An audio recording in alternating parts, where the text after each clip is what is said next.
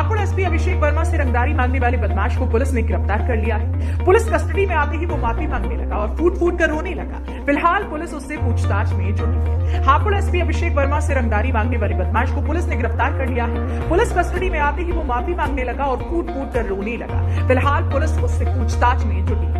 रंगदारी मांगने वाले बदमाश रोहित सक्सेना ने 28 फरवरी को एसपी हापुड़ के घर टेलीफोन ड्यूटी पर कॉल की। पुलिसकर्मी से अभद्रता करते हुए एसपी के लिए जाति सूचक शब्दों का भी इस्तेमाल किया। उसके बाद फेसबुक पर एसपी की फोटो और एक महिला एसआई की फोटो को एडिट करने के बाद वायरल कर दिया। रंगदारी नहीं देने पर परिवार को जलाकर मारने की धमकी दी गई। एसपी आवास पर तैनात एक हेड कांस्टेबल अंजुम कुमार की शिकायत पर पुलिस मुकदमा दर्ज करके जांच करने में जुट गई। इसके बाद भी उसकी दबंगई कम नहीं हुई। उसने फिर सरकारी सीयूजी नंबर पर कॉल करने के बाद रंगदारी मांगी। पुलिस के अनुसार रोहित सक्सेना एक सनकी और आपराधिक मानसिकता का व्यक्ति है। ये बरेली, मुरादाबाद और रामपुर के कई मामलों में जेल जा चुका है। एसपी अभिषेक वर्मा ने बताया कि मुकदमा दर्ज करके आरोपी को बरेली से गिरफ्तार कर लिया गया है। उससे पूछताछ की जा रही है। ये हमारे सरकारी सीयूजी नंबर पर और सरकारी लैंडलाइन टेलीफोन पीएनटी पर कॉल करके एक व्यक्ति रोहित सक्सेना, जिसने अपने आप को बताया, उसने कॉल करके धमकी दी। मुझे व मेरे परिवार को जान से मारने की धमकी दी थी।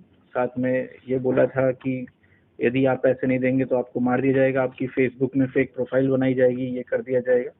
तमाम चीज़ों को मद्देनजर रखते हुए इसमें एक अभियोग पंजीकृत किया गया थाना कोतवाली में। और जब इसकी विवेचना के क्रम में पाया गया कि ये व्यक्ति वही रोहित सक्सेना है जो बरेली के इज्जतनगर थाने का एक हिस्ट्री शीटर रहा है।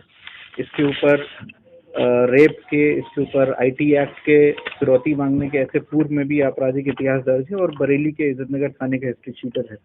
ये व्यक्ति एक टिकट एजेंट का काम करता था, जो कि टिकट देने के बहाने अन्य मोबाइल नंबरों पे यदि उसको लगता था कि कोई लड़की है तो उन लड़की से चैट करने लगता था, और जब वो लड़की इस चैट का विरोध करती थी तो उनकी फोटो वायरल करने की धमकी दिया करता था और फोटो को मॉर्फ करके ऑनलाइन अपलोड कर दिया करता था।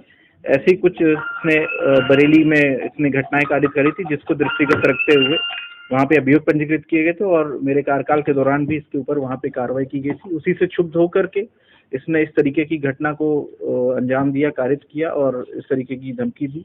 इसके पूछताछ में मोबाइल के जब रिकॉर्ड्स खंगाले गए तो उसमें कई सारी ऐसी चाइल्ड पोर्नोग्राफी से रिलेटेड कुछ इमेजेस मिली हैं और भी कुछ आपत्तिजनक सामान इसके मोबाइल में मिला है, जो कि ये इंटरनेट से डाउनलोड करता था।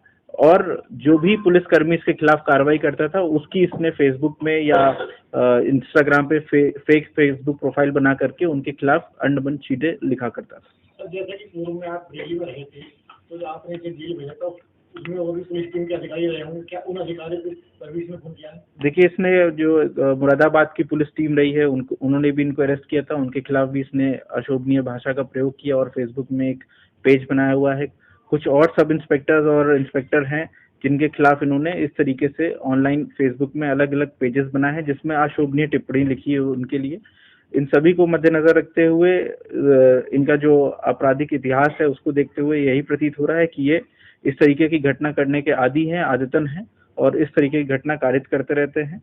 साथ में अभी इनका जब मोबाइल है वो और भी उसको डिजिटल एविडेंसेस कलेक्ट किए जा रहे हैं। यदि और भी ऐसी चीजें पाई जाएंगी तो सुसंगत धाराओं में कार्रवाई की जाएगी।